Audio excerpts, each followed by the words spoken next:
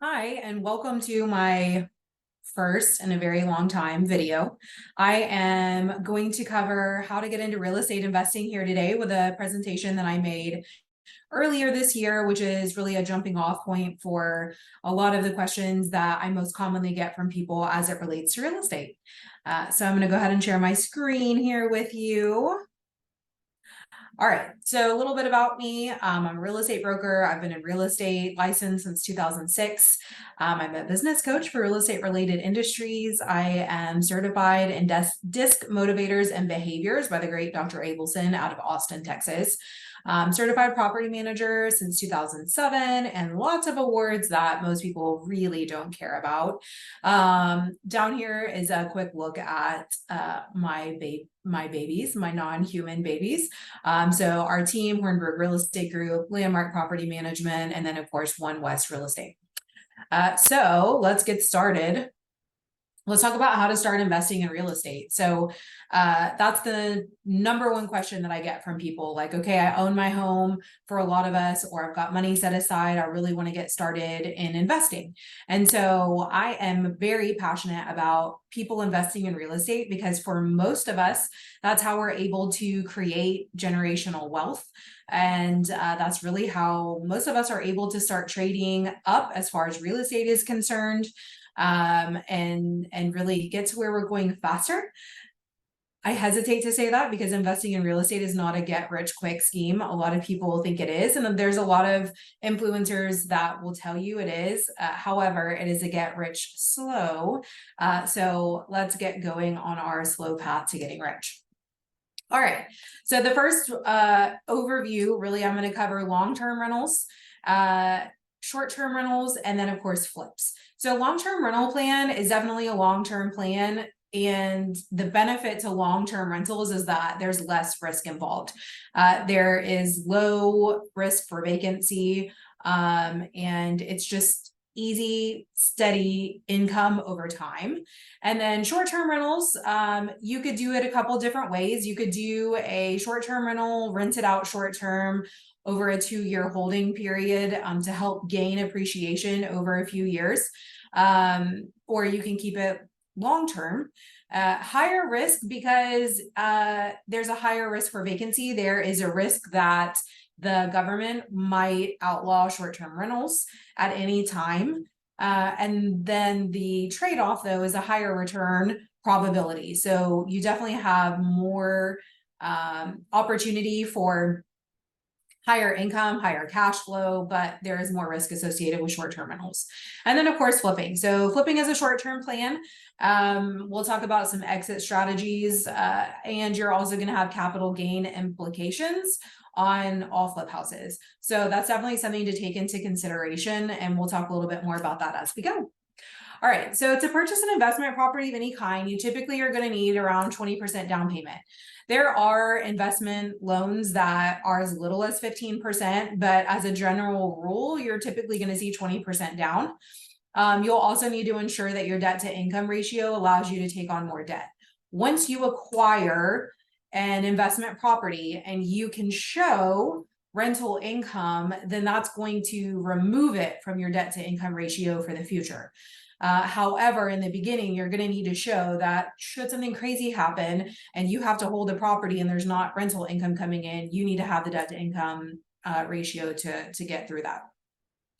So ways that you can accomplish getting your 20%, you can refinance your primary home and pull your equity out. Today is August 2023, and so we do have higher interest rates today than you might have on your primary home. So that may not be the best way for you. It might be better for you to take out a home equity line of credit. That way you're not sacrificing your lower interest rate. You're only paying a higher interest rate on getting that money out. Or you can sell your current home, buy a new one, and set enough funds aside from that sale to go towards another purchase after you close. So there's a lot of moving pieces and variables in that, but that is one way to accomplish it.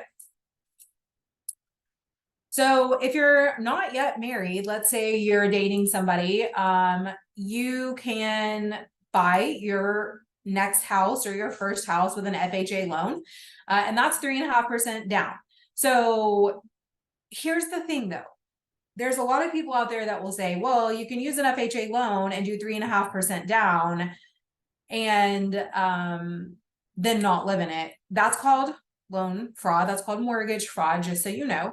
And an FHA loan is a conforming government loan, and you actually are going to sign a piece of paper at closing that says, to the best of my ability, I know that I did not fudge any of this. I'm telling the truth. And I understand that mortgage fraud is punishable by up to 99 years in prison, along with some hefty fines. So don't commit mortgage fraud. If you're going to buy a house with an FHA loan, you better plan to live on it or in it. But you can do that. So buy your first house, live in it for a while, and then turn around and rent it out, trade up, and go buy your next one.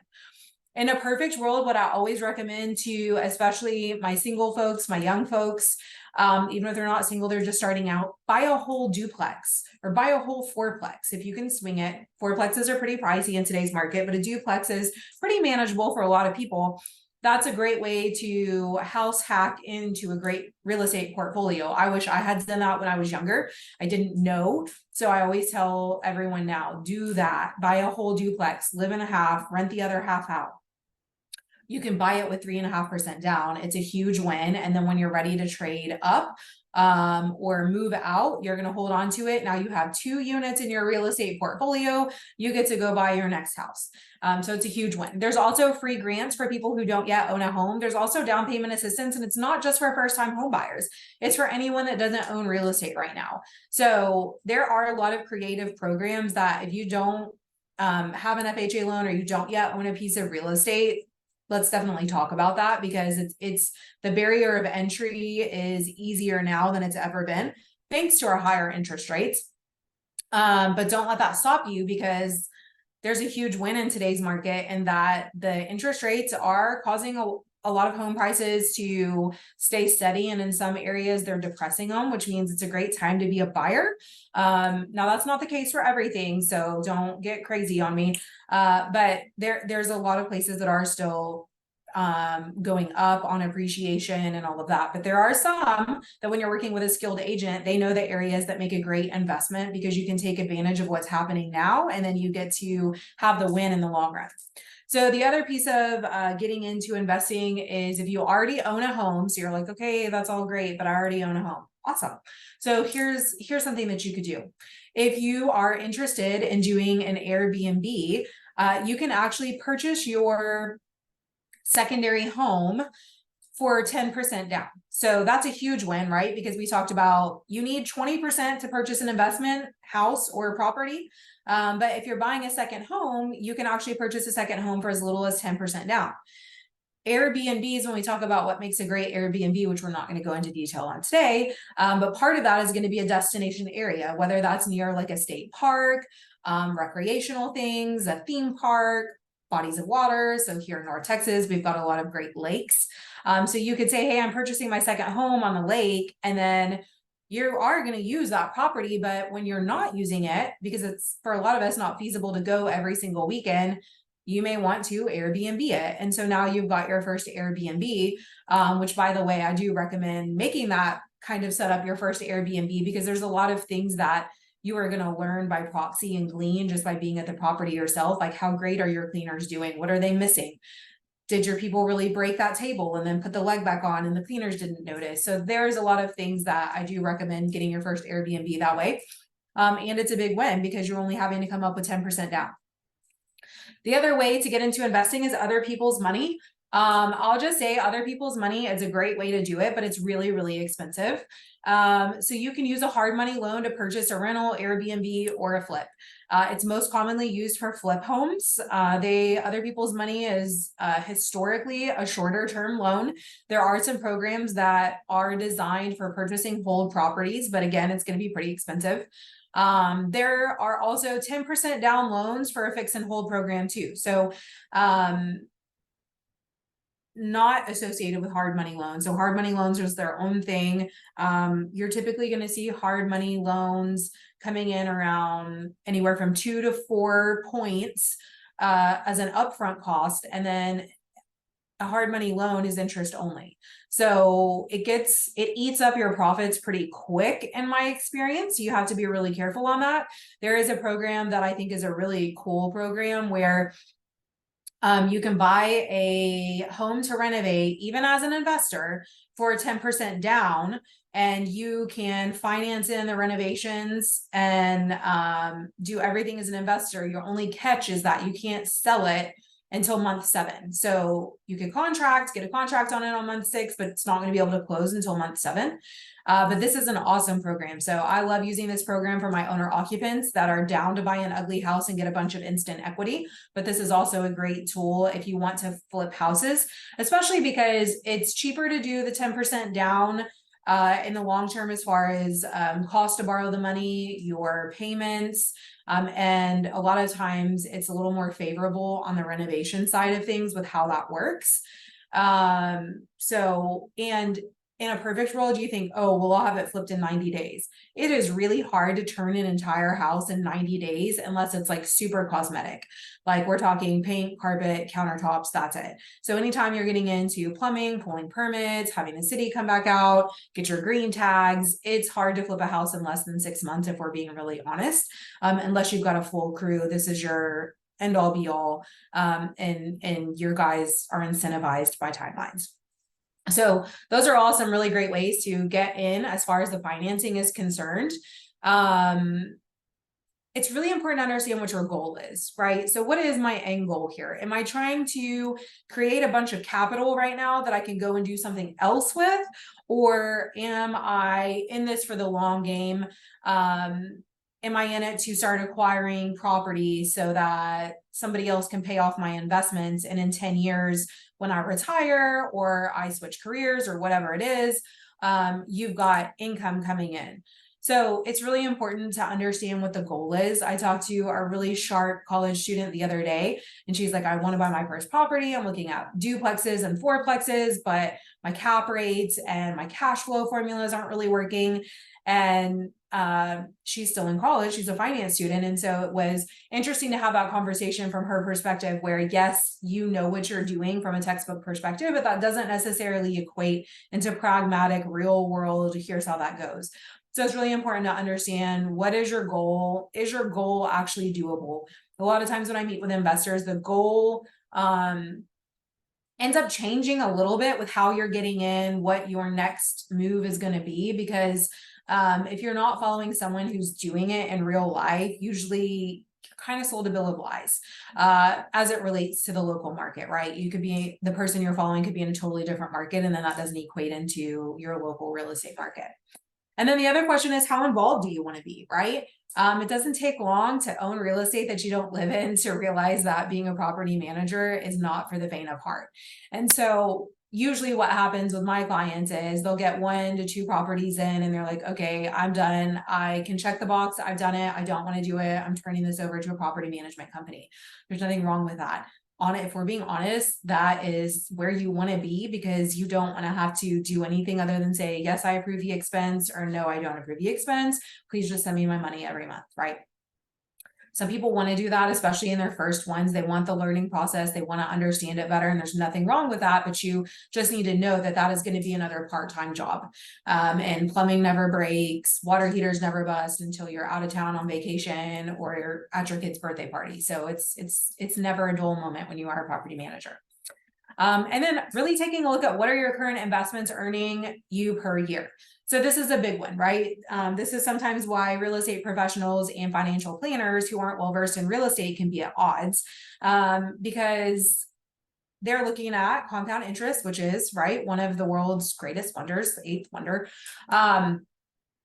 But you really need to know what you're earning. What does that look like, right? So every year it's important to be looking at, okay, how much equity did I gain this year in my investment? What does my cash flow look like? If I keep applying my cash overage to my principal, how much faster can I pay this off, right? Because you can borrow money against a collateral for much cheaper after the fact. And so that can become a vehicle to invest in other stuff. Or it may be, hey, I've got so much equity in these, what I'd like to do is liquidate these single family units and trade up to multifamily, or hey, I'm going to borrow against my equity and put $150,000 in a real estate investment trust that's buying into an apartment building that they're going to flip. So flipping apartments is a whole thing. It's a great way to make money, right? But we're starting here, baby steps, getting into single family. And then, is my estate set up to pass my assets properly upon my death? So I cannot stress this enough. If you love your family and you want them to not be more stressed out and sad upon your passing than they already will be, make sure that you are setting your estate up to pass your assets on. This is a benefit. You could do this before you own real estate investments.